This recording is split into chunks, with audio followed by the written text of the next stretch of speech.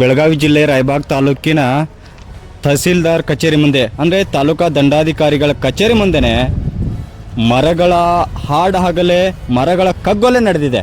ಅಂದರೆ ಅಧಿಕಾರಿಗಳು ತಮಗೆ ಮನಸ್ಸಿಗೆ ತೋಚಿದಂತೆ ಕೆಲಸ ಕಾರ್ಯವನ್ನು ಮಾಡ್ತಾ ಇರುವಂಥದ್ದು.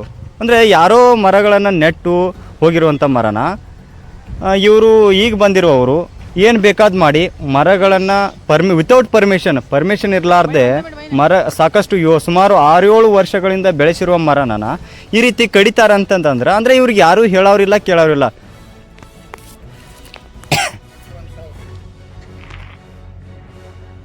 ಇದು ಒಂದು ಮರ, ಇದು ಬೇವಿನ ಮರ. ಸಾಕಷ್ಟು ಇದ್ಯಾವುದು ಬಾದಾಮ್ ಗಿಡ ಬಾದಾಮ್ ಗಿಡ.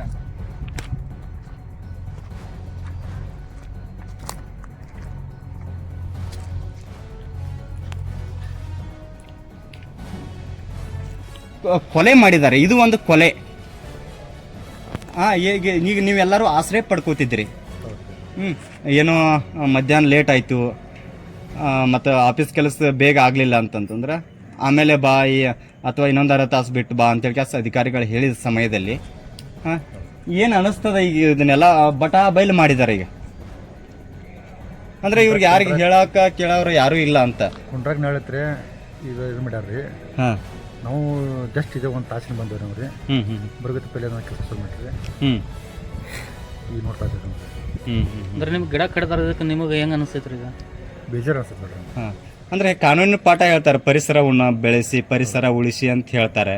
ಅದೇ ಮತ್ತು ಒಂದು ಅಂದರೆ ಕಾನೂನಿನ ಜ್ಞಾನ ಬಲ್ಲವರು, ಅಧಿಕಾರಿಗಳು ತಿಳಿದವರು, ಅಂದರೆ ಇಡೀ ತಾಲೂಕಿನ ಕೆಲಸ ಮಾಡುವಂಥವರು ಅದೇ ಈ ಆಫೀಸ್ ಮುಂದೆನೇ ಈ ರೀತಿ ಹಾಡಹಗಲೇ ಮರಗಳನ್ನು ಕಡಿತಾರಂತಂದ್ರೆ ಏನ್ರಿ ವ್ಯವಸ್ಥೆ ಇಲ್ಲ ಹೋಗ್ಯದ